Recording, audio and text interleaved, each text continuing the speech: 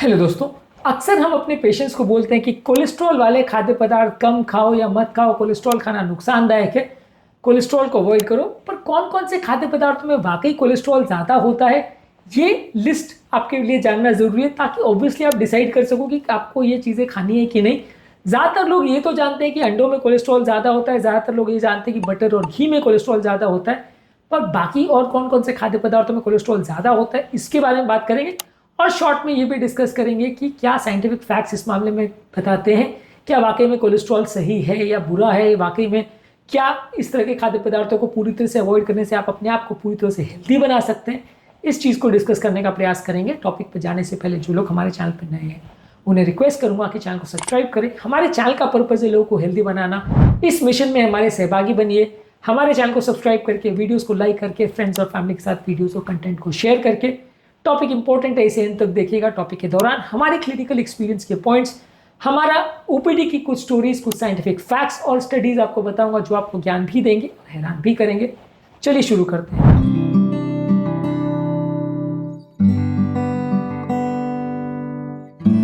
क्या आप कोलेस्ट्रॉल की रिपोर्ट को देख के कंफ्यूज हो जाते हैं? क्या आपको पता है कौन कौन से खाद्य पदार्थों में कोलेस्ट्रॉल ज्यादा या कम होता है?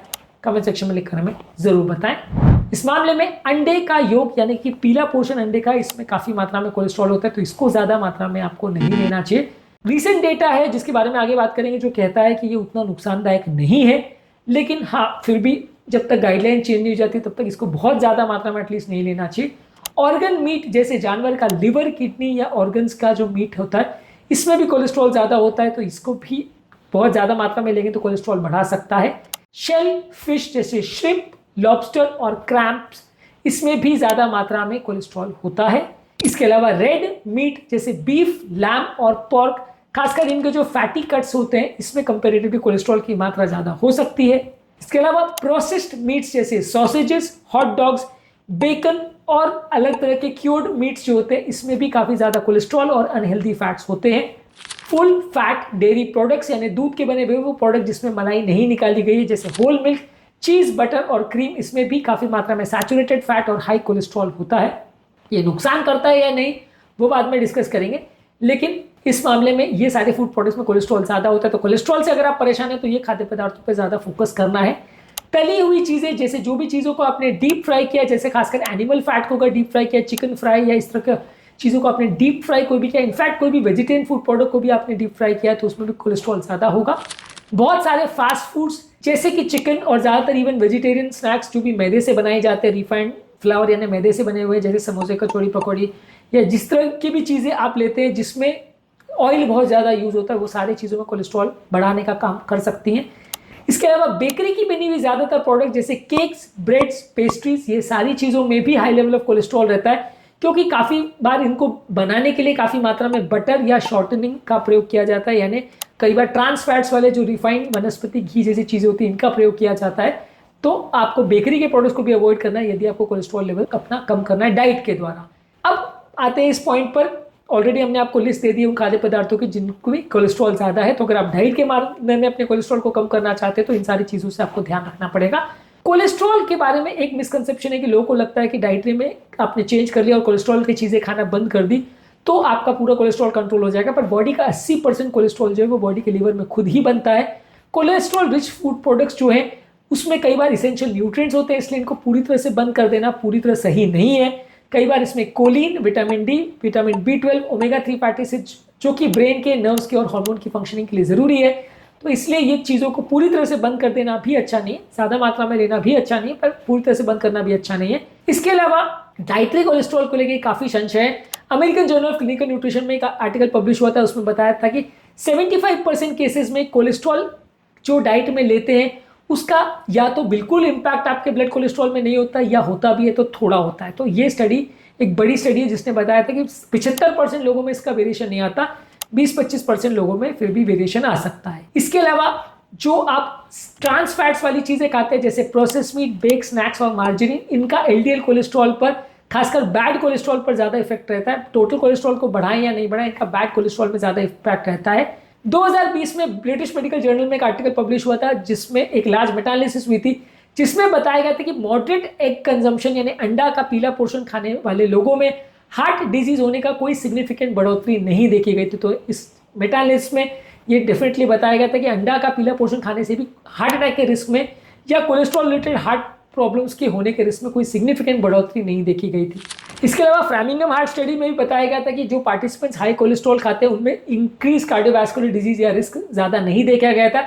ये स्टडी 1987 में सर्कुलेशन में पब्लिश हुई थी।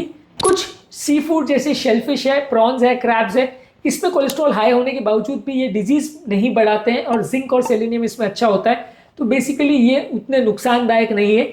इसी तरह से घी भी मैं अपने ज़्यादातर पेशेंट्स को रिफाइंड ऑयल के बदले रिकमेंड करता हूँ। Indian journal of medical research में 2002 में एक आर्टिकल पब्लिश हुआ था जिसमें बताया गया था कि सीमित मात्रा में यदि आप घी लेते हैं तो कोलेस्ट्रॉल को नहीं बढ़ाता है, बैड कोलेस्ट्रॉल को, इनफैक्ट वो गुड कोलेस्ट्रॉल को बढ़ा सकता है। तो इसलिए घी को रिफाइंड ऑयल के बदले मैं अपने ज़्यादातर पेशेंट्स को रिकमेंड करता हूँ। इसके अलावा एनिमल फैट की अगर बात करें तो लिवर जो है वो कोलेस्ट्रॉल का रिचेस्ट सोर्स है, लेकिन इसमें विटामिन ए, आयरन और फोलेट का भी रिचेस्ट सोर्स है। तो अगर एनिमल मीट भी आप ले रहे हैं तो सिर्फ कोलेस्ट्रॉल से डर के आप बाकी सब चीज़ों को छोड़ दोगे तो भी उसमें उतना फायदा नहीं है। इसके अलावा मेडिटेरियन डाइट पर भी जो स्टडी पब्लिश हुई थी उसमें भी बताया गया था कि मॉडरेट एनिमल फैट अगर लेते हैं तो वो कार्डियोवैस्कुलर डिजीज के रिस्क को कम करता है, बढ़ाता नहीं है।